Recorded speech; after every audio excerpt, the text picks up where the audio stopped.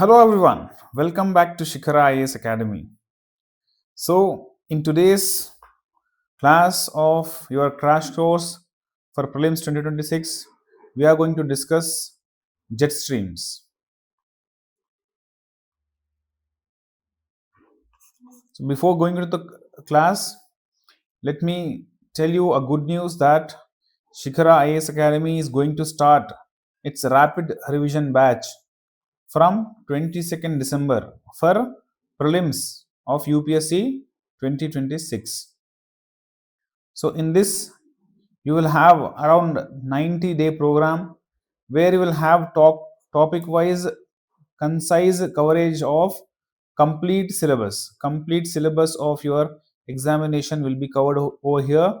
Over 100 plus high impact live classes which also will be available as recorded classes for you, and at the end of every lecture you will be given the PYQs of earlier years will be discussed, so that how you have to be prepared for the exam you will understand. Then you will be getting 40 plus sectional tests and 12 plus full length tests, and you will also have live doubt clearing sessions. In this rapid revision batch you will also have complete coverage of current affairs. So static along with current plus test series plus live lectures and video recorded lectures plus your doubt clearing sessions. So everything is available only at 5,000 rupees, and this is something which will help you revise all the topics at once, and it will guide you on how to appear for your prelims 2026 examination. Now let us move to our topic, jet streams. So jet streams are, as you all have already studied, we are revising here. So jet streams are also called geostrophic winds.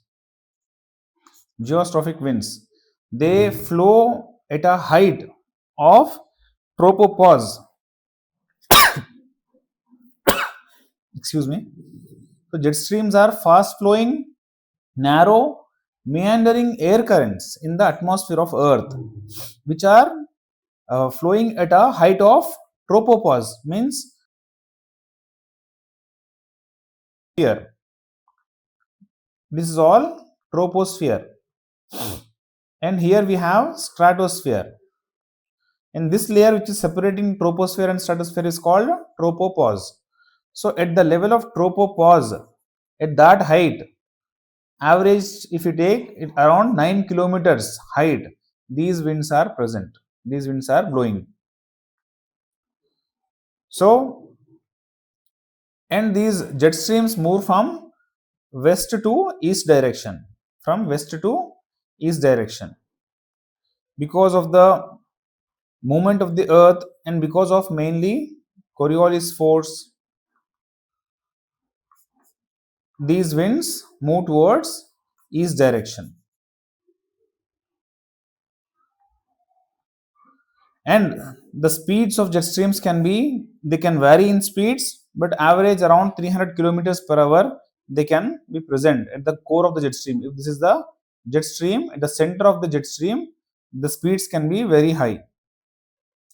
These jet streams are formed because of temperature contrast between polar and tropical air masses. How I will explain. Now, how they are formed? Because of temperature contrast Coriolis force. So, now this is the surface of the earth. This is the surface of the earth. Imagine this surface of the earth. So, at poles, the troposphere is around 8 kilometers in height, right? Whereas at equator, the troposphere is around 18 kilometers. The height of troposphere is different because of at poles and at equator. So we have, if you have studied the different cells on the earth, here we have Hadley cell, here we have ferrule cell, and this is what? Polar cell. So these jet streams are present in between this Hadley cell and uh, ferrule cell, and other jet stream between ferrule cell and polar cell. This jet stream is called polar jet stream. This is called subtropical jet stream. So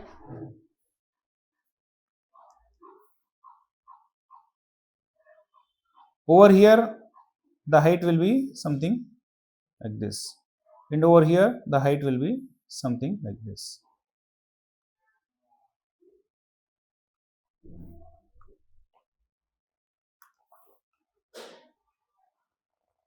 So we usually study pressure systems, low pressure, high pressure at the surface of the earth, right? So when the air is sinking, there will be high pressure. When the air is rising above, there will be low pressure. But I am talking about now the tropospheric levels. So at this level, what is the pressure over here? Because there is no further air over here, here there will be low pressure. And imagine this region. So over here there will be high pressure. Sorry, because there is some weight of the air over here. So air will move from high pressure to low pressure. On the surface, the air is moving like this. On the top, at the top region, at high altitudes, the air is moving in this direction. So that air which is moving, one second.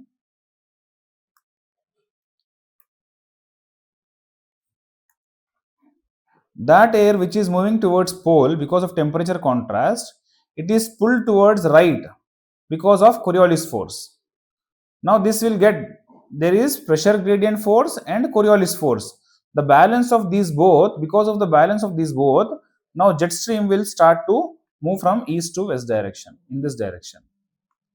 So this is what it says. There is significant temperature difference between cold poles and warm equator, creating strong pressure gradient force in the upper atmosphere. And this wind which is moving from equator towards pole at the higher altitudes, this will be deflected towards right, and this will get balanced because of the balance between pressure gradient force and Coriolis force. Hence we see that the jet streams are moving from east to west direction. So earth rotation deflects these winds to right in the northern hemisphere, balancing the pressure gradient force and the Coriolis force. Now as the air moves poleward, the conservation of angular momentum accelerates the wind speeds, creating high velocity jets. Because of this acceleration, the jet streams are having high velocity. We have two major type of jet streams which are called subtropical jet and polar jet.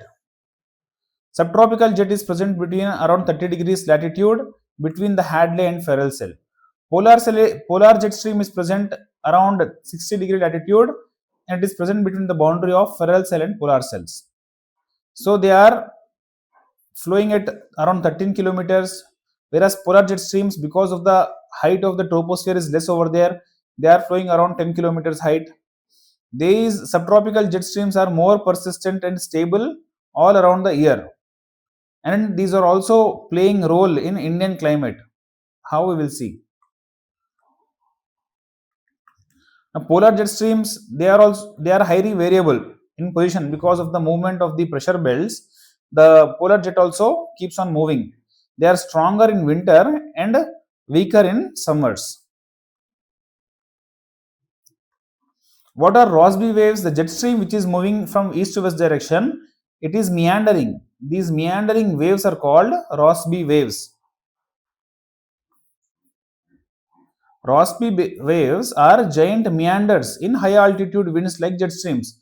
So when the winds are meandering, these high meanders are called Rossby waves.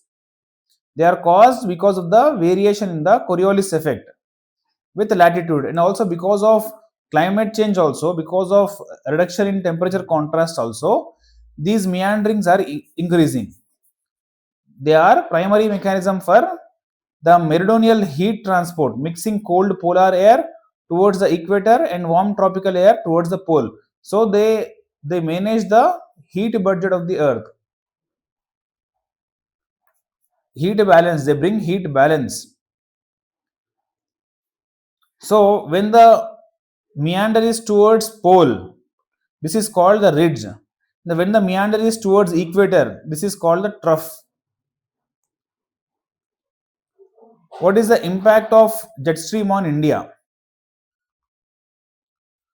So this subtropical jet stream, this is moving on India. If India is over here, this jet stream is moving from India. So because of presence of, when the jet stream is coming towards India, we have Himalayas over here. So this Himalayas will split this jet stream into two: the northern branch and southern branch. Northern branch and southern branch. Southern branch flows south of Himalayas over North India. And if you see over here, this is Africa.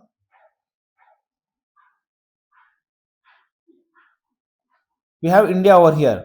So here we have Mediterranean Sea. When the jet stream is moving from Mediterranean Sea and coming towards India, when in the winter seasons, there are some storm-like conditions on the Mediterranean Sea, which are dragged by this jet stream towards India, because of which in winters, in the northwestern part of India or in some plain regions of India, northern plains, we get rainfalls, which are called western disturbances. And these rains are very important for the Rabi crops, like wheat in Punjab and Haryana region. And until the jet stream is present on India, low pressure will not get formed on India, and monsoonal winds will not come towards India. For monsoonal winds to come towards India, the jet stream has to move away, because in summer, because the apparent movement of the sun, the sun is moving to the northern hemisphere towards Tropic of Cancer. Because of the movement of the sun and also shifting of the pressure belts, this tropical jet stream is also moving northward. So earlier it was coming towards India and dividing into two. Now this will move away from India. So its moving away is called the trigger for monsoon. It will trigger the monsoon. Until and unless the jet stream moves away from India, monsoon will not come, because when the jet stream moves away from India, then low pressure will form on India, because of which the winds will get attracted towards India.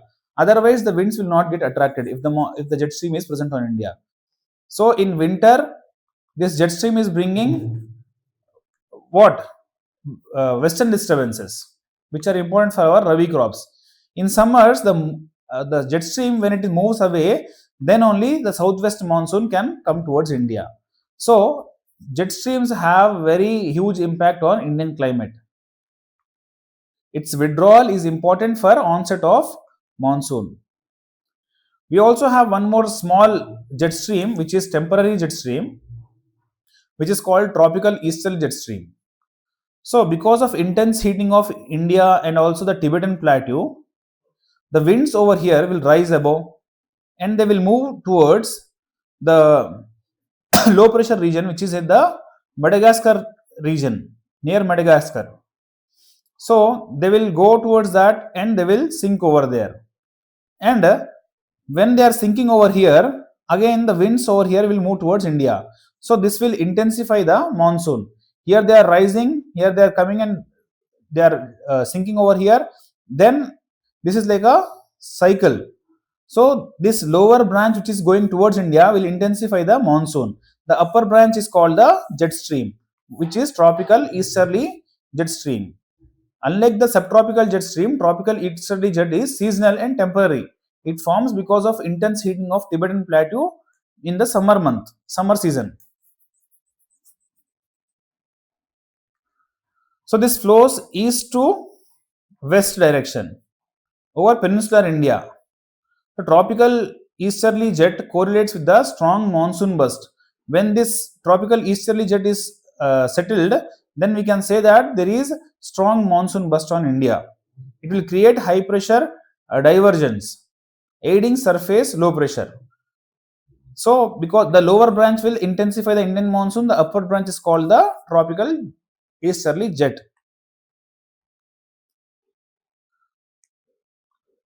So why are jet streams important? One is aviation. The main things like the impact on monsoon, impact on western disturbance we have seen. Other factors are aviation efficiency. So if the jet is moving like this, if a flight is moving in this direction, it will save fuel. It will save fuel and time because they will aid the flying of these planes. So flying east by using the jet stream as a tailwind to save fuel and time. Or when the flights are moving in opposite direction, they will avoid these jet streams because they will cause friction and hindrance. And they are also maintaining the global heat budget. The Rossby waves will distribute. So if the wave is like this, imagine this is the polar jet stream. So those regions which are coming under this jet, they will get extreme cold temperatures. So those regions which are over here, they will get the warm temperatures from the equatorial region. So this region will get warmed, this region will get cold because of this meandering. And these jet streams also will keep the polar vortex in place. And meandering, because of climate change, the meandering is increasing, because of which they are bringing diverse climatic conditions. Rossby waves are the atmosphere's primary method for balancing heat between equator and poles. And the paths of mid-latitude cyclones are also streamed by jet streams. When the cyclones are formed, these jet streams will drag these cyclones. That is how we get the western disturbances. And also, they also lead to the ozone depletion. The strong polar night jet isolates Antarctic air, facilitating chemical reactions that will deplete ozone. So, strong jet streams will also cause ozone depletion. If you look at the speeds of the jet streams, the subtropical jets are having more speeds compared to tropical easterly and polar front jets. Right? So these are your basics in your jet streams. So we'll end the lecture here. We'll meet in the next class. Thank you all.